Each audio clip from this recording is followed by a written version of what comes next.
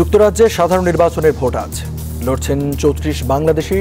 অভিবাসন নীতি হতে পারে জয় পরাজয়ের নিয়ামক বলছেন বিশ্লেষক। শ্রমিক হয়রানি বন্ধে টাস্কফোর্স গঠনে একমত ঢাকা রিয়াদ। সৌদিতে সংলাপে পররাষ্ট্রমন্ত্রী প্রবাসীদের দাবি পূরণের আশ্বাস।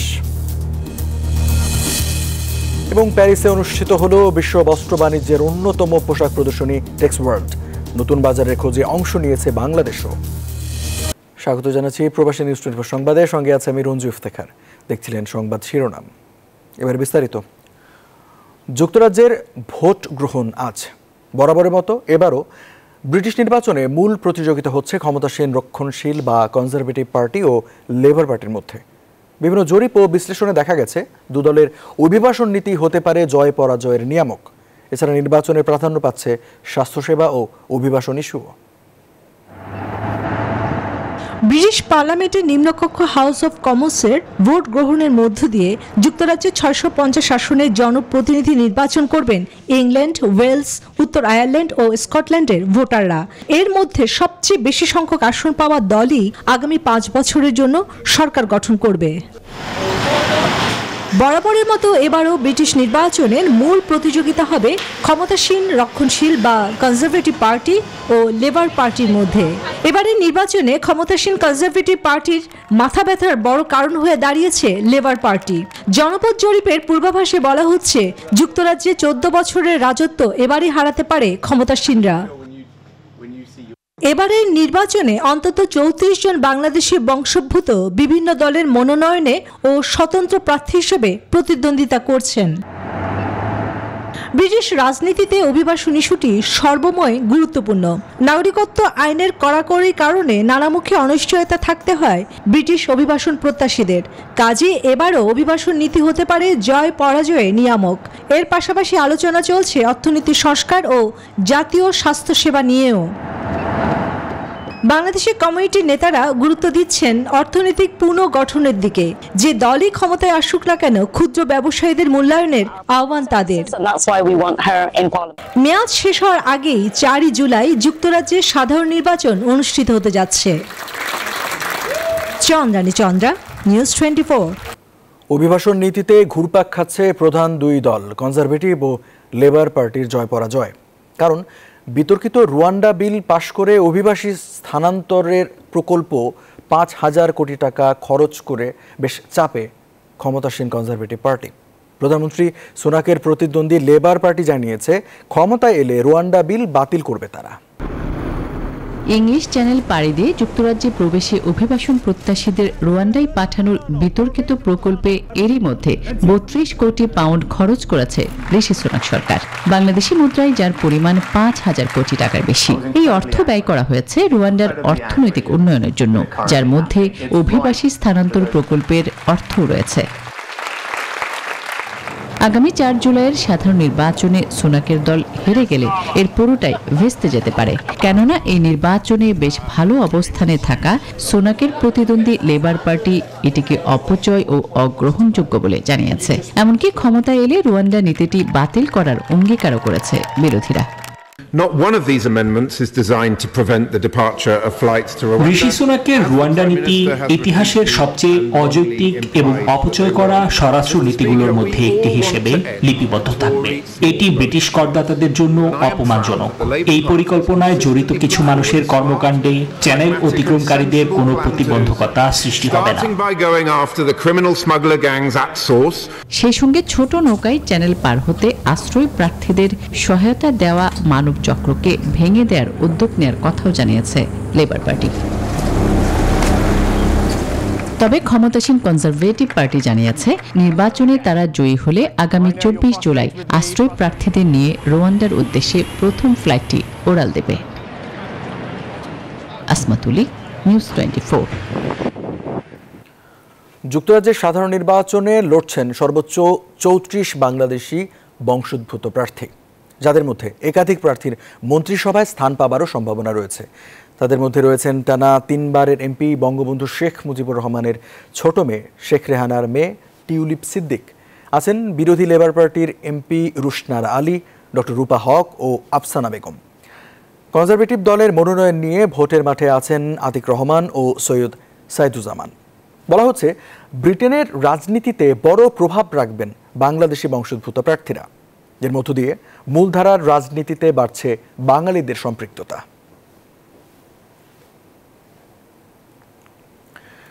চাকরি নিয়ে সৌদিতে যেতে ইচ্ছুক বাংলাদেশিদের প্রতারণা থেকে রক্ষায় ঢাকা রিয়াদ যৌথ টাস্কফোর্স কাজ করবে বলে জানিয়েছেন পররাষ্ট্রমন্ত্রী ডক্টর হাসান মাহমুদ। সৌদি আরবের রাজধানী রিয়াদে বাংলাদেশ দূতাবাসে স্থানীয় সময় সোমবার সন্ধ্যায় প্রবাসীদের সঙ্গে মতবিনিময় সভায় তিনি কথা জানান।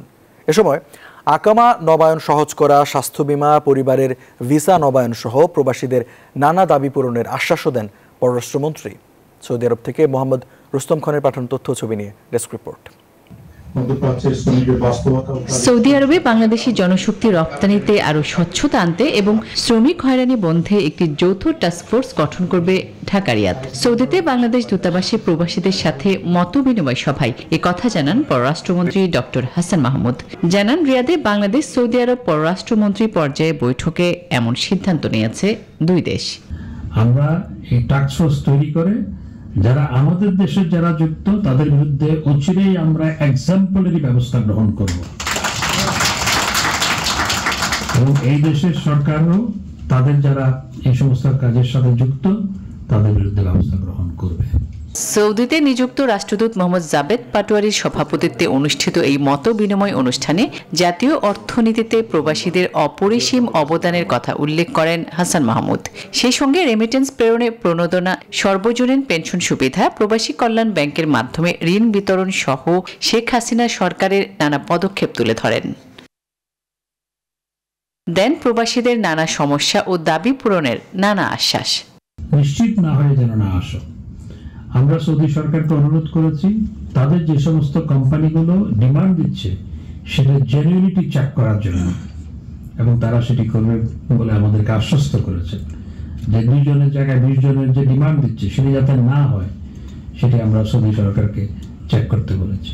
এই সময় প্রধানমন্ত্রীর বেসরকারি শিল্প ও বিনিয়োগ উপদেষ্টা সালমান এফ রহমান প্রবাসী বাংলাদেশিদের অফশোর ব্যাংকিং সহ বিনিয়োগের বিভিন্ন সম্ভাবনা তুলে ধরেন।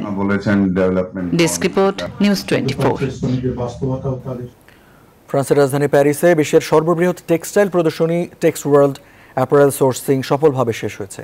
এতে 26টি দেশের 1350 জনেরও বেশি প্রদর্শক তাদের পণ্য প্রদর্শন করেন। বাংলাদেশ থেকে 19টি ফ্যাব্রিক ও গার্মেন্টস প্রস্তুতকারক এতে অংশ নেন। আন্তর্জাতিক এ মেলায় বাংলাদেশিদের অংশগ্রহণ রপ্তানি খাতকে আরও শক্তিশালী করবে বলে মত সংশ্লিষ্টদের। জমজমাট আয়োজনে ফ্রান্সের প্যারিসে শেষ হয়েছে তৈরি পোশাক খাতের প্রদর্শনী টেক্স ওয়ার্ল্ড অ্যাপারেল সোর্সিং। 1 থেকে 3 জুলাই পর্যন্ত চলা প্রদর্শনীতে 26টি দেশের 1350 জনেরও বেশি প্রদর্শক তাদের পণ্য প্রদর্শন করেন। বাংলাদেশ থেকে 19টি ফ্যাব্রিক ও গার্মেন্টস প্রস্তুতকারক এতে অংশ নেয়। যে কোনো মেলাতে লোকেশনটি ইম্পর্টেন্ট। আমরা কিন্তু ওয়ার্ল্ডের সেকেন্ড লার্জেস্ট এক্সপোর্টার। আপনি দেখেন ওখানে কোনো অ্যাডভার্টাইজমেন্ট নাই, এক কোণার মধ্যে আছি আমরা। Bangladesh fair is very nice. The product is very nice. I do work in Bangladesh. I work with factories in Bangladesh. পোশাক শিল্প বাংলাদেশের সবচেয়ে বড় রপ্তানিমুখী শিল্প খাত। বর্তমানে তৈরি পোশাক রপ্তানিতে বিশ্বে একক দেশ হিসেবে বাংলাদেশের অবস্থান দ্বিতীয় এবং শীর্ষে রয়েছে চীন।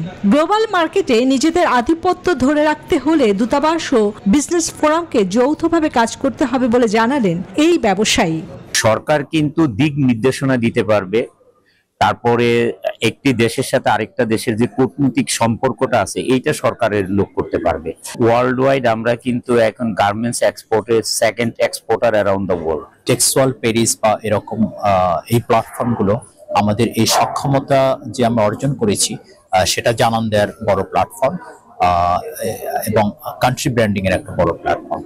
চলতি অর্থবছরে জুলাই থেকে মে মাস পর্যন্ত ইউরোপীয় ইউনিয়নভুক্ত দেশগুলোতে 2164 কোটি 81 লাখ মার্কিন ডলারের তৈরি পোশাক রপ্তানি করেছে বাংলাদেশ। ফ্রান্স ইউরোপীয় ইউনিয়নে বাংলাদেশের তৃতীয় বৃহত্তর রপ্তানি স্থল। বাংলাদেশের উন্নয়নে সবচেয়ে বেশি ভূমিকা রাখা এই খাতকে ইউরোপের প্রতিযোগিতামূলক বাজারে টিকে থাকতে সরকার ও ব্যবসায়ীদের আরও বেশি আন্তরিক হতে হবে বলে মত সংশ্লিষ্টদের।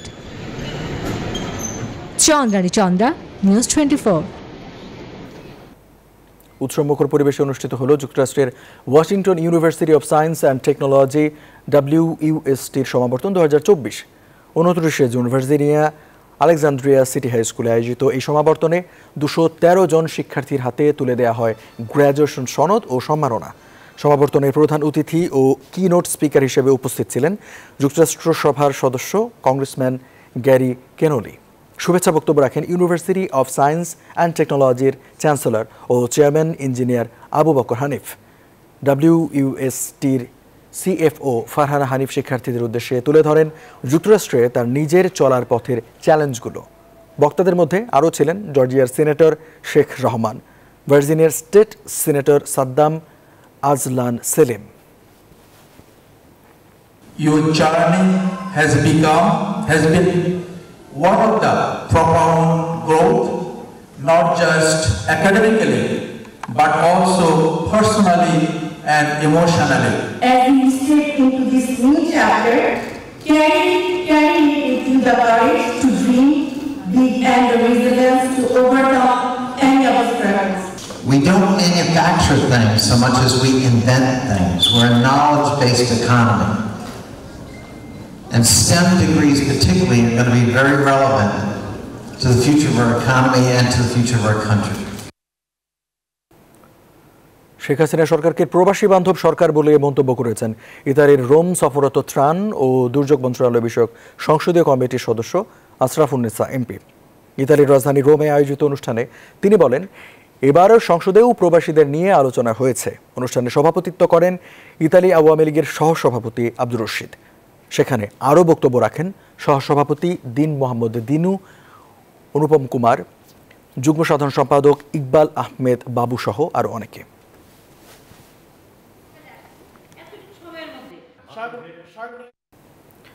মালদ্বীপে উদযাপিত হলো আওয়ামী লীগের 75তম বছর পূর্তি। মালদ্বীপ আওয়ামী লীগের উদ্যোগে রাজধানী মালেতে অনুষ্ঠিত হয় আলোচনা সভা। এ উপলক্ষে মালের 66 রেস্টুরেন্টে কাটা হয় কেক। প্রবাসীদের মাঝে খাবার বিতরণের পাশাপাশি সাংগঠনিক সম্পাদক MKR কামাল হোসেনের সঞ্চালনায় অনুষ্ঠানে সভাপতিত্ব করেন সাধারণ সম্পাদক ও প্রবাসী ব্যবসায়ী মোহাম্মদ দুলাল হোসেন।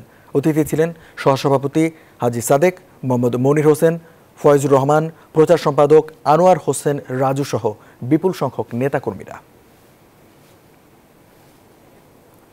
আওয়ামী লীগের প্রতিষ্ঠাবাসী সবাই দোয়া করবেন, আমরা যেন সবসময় একসাথে মিলেমিশে করতে পারি। আওয়ামী লীগকে একটি শক্তিশালী দল রোধ করে বিশ্বের যেখানে আমরা থাকি আমরা আওয়ামী লীগকে ভালোবাসবো, এটি আমাদের প্রতিশ্রুতি।